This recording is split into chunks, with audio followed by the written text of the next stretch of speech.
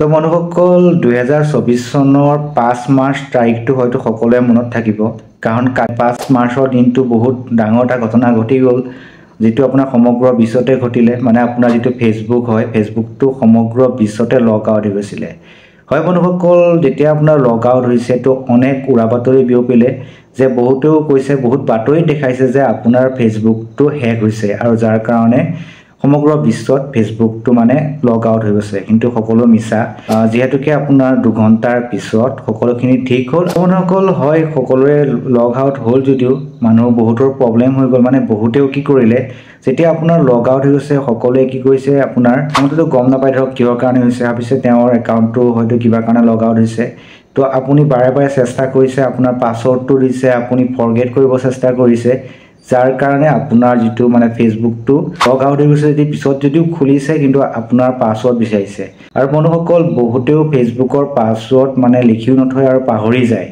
পাহৰি যোৱাৰ ফলত আকৌ মানে লগইন কৰিব পৰা নাই বন্ধুসকল ভাবিছো মই আজি এটা দেখাম আপোনালোকে ফেসবুক পাছৱৰ্ডটো সহজতে কিদৰে ফৰগেট কৰিব পাৰিব হয় বন্ধুসকল আজিকালি কেইটা অপচন আহিছে ফেসবুকত আগতে আপোনাৰ অনলি আপোনাৰ নম্বৰটোতহে আপোনাৰ মানে ফৰগেট কৰিব পাৰে কিন্তু আজিকালি ফেসবুকে কেইটা অপচন দিছে যাৰ দ্বাৰা আপুনি সহজতে আপোনাৰ ফেসবুক পাছৱৰ্ডটো লগইন কৰিব পাৰিব হয় বন্ধুসকল মই দেখাই যাম সহজতে আপোনালোকে ভিডিওটো স্কিপ নকৰি চাই যাওক তো ভিডিওটো আৰম্ভ কৰিছো তো বন্ধুসকল আপুনি আপোনাৰ যেটো ফেসবুক ফাৰ্ষ্টতে আপুনি ওপেন কৰি ল'ব মই দেখাই আছো আপুনি ফেসবুকত যাব ফেসবুকত গৈ আপোনাৰ ফেসবুকটো ওপেন কৰি ল'ব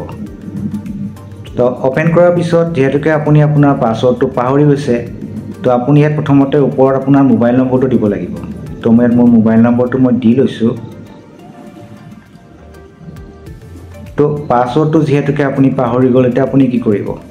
ইয়াত তলত যে লিখা আছে আপোনাৰ ফৰগেট পাছৱৰ্ড হেতু আপুনি ক্লিক কৰিব ক্লিক কৰাৰ পিছত আপুনি কিটা এলাউ কৰিব এলাউ কৰি আপুনি কন্টিনিউ কৰিব তো আপোনাৰ ফেসবুকত যদি কেবেটাও মানে আপোনাৰ যদি নম্বৰটোত কেবেটাও ফেসবুক খোলা আছে তো আপুনি ইয়াত দেখাই দিব আপোনাৰ যেটো ফেসবুকৰ একাউণ্টত আপুনি এতিয়া লগইন কৰিব বিচাৰে তো আপুনি ইয়াৰে এটা সিলেক্ট কৰি ল'ব মোৰ যেটো ফেসবুক আছে মই ফেসবুকটো আপোনাৰ খুলি লৈছো মানে চয়েস কৰি লৈছো যেটা ফেসবুক আপুনি যেটো ফেসবুক আপুনি চলাই আছে হেতু আপুনি চয়েস কৰি ল'ব চয়েস কৰি লোৱাৰ পিছত ইয়াত আপুনি তিনিটা অপচন পাব মানে আপোনাৰ যেটো ফেসবুকৰ মানে পাছৱৰ্ড আপুনি তিনটা ধৰণে আপুনি মানে ফৰগেট কৰিব পাৰিব ফাৰ্ষ্টত পাইছে আপোনাৰ যেটো নাম্বাৰ থাকিব তাত আপুনি WhatsAppতো আপুনি কোডটো পঠিয়াব পাৰে সেকেন্ডত আপুনি যদি আপোনাৰ ইমেইল আইডিত লগইন হৈ আছে মানে আপোনাৰ ইমেইল আইডিটো ফেসবুকত যদি লিংক হৈ আছে তো আপোনাৰ ইয়াত আপোনাৰ যেটো ইমেইল আইডি দেখাই দিব তো আপুনি ইমেইল আইডিটো চয়েস কৰিব পাৰে আৰু নাইটোবা আপুনি যদি আপোনাৰ বেলেগ ডিভাইসত যদি আপুনি ফেসবুক চলাই আছে মানে আপোনাৰ ফেসবুকটো বেলেগৰ মানে বেলেগ এটা মোবাইলত আপোনাৰ ফেসবুকটো চলাই আছে তাৰ যদি আপুনি ধৰক ভাবে যে তাত পাছৱৰ্ডটো মানে ফৰগেট কৰাটো আপুনি হেতু পাৰিব আৰু নহলে আপুনি এন্টাৰ পাছৱৰ্ডটো লগইন মানে যদি পাছৱৰ্ডটো আপোনাৰ মনত আছে যেহেতু আপুনি পাহৰিছে কি কৰিব या সি মোডটো ক্লিক কৰাৰ পিছত আপুনি আৰু অপচন পাই যাব মানে আপোনাৰ আপুনি ডাইৰেক্ট আপোনাৰ মোবাইলত লেও আপুনি মেছেজ পঠিয়াব পাৰে মেছেজৰ লিংকটো পঠিয়াব পাৰে মানে কোড যেটো কোডটো যাব তাত আপুনি ক্লিক কৰাৰ লগে লগে আপোনাৰ ফেসবুকটো পাছৱৰ্ডটো আপুনি চেঞ্জ কৰিব পাৰে আৰু নেক্সটত আপুনি ডাইৰেক্ট SMS পঠিয়াব পাৰে SMSত দি পেলাই আপুনি কন্টিনিউ কৰাৰ লগে লগে আপোনাৰ যেটো মোবাইল নম্বৰ মানে আপোনাৰ ফেসবুকটো খোলা আছে তাত এটা কোড যাব কোডটো আপুনি ইয়াত এপ্লাই কৰাৰ পিছত মই দেখাই দিছো ইয়াত যেটো কোড আহিব কোডটো আপুনি ইয়াত কোডটো এপ্লাই কৰিব কৰি পেলাই আপুনি কন্টিনিউ কৰিব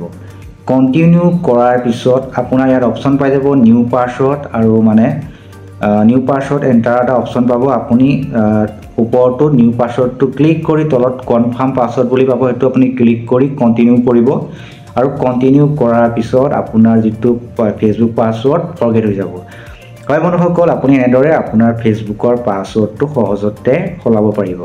তো ভিডিও চাই কেনে পালে কমেন্ট কৰি জনাব লগতে যদি মোৰ চেনেলটো নতুন হয় চেনেলটো সাবস্ক্ৰাইব কৰি যাব তো এনেকুৱা ধৰণৰ ভিডিও সদায় পাই থাকিব তো আজিলৈ ভিডিওটো ইমানেই আছিল তো আজিলৈ বাই বাই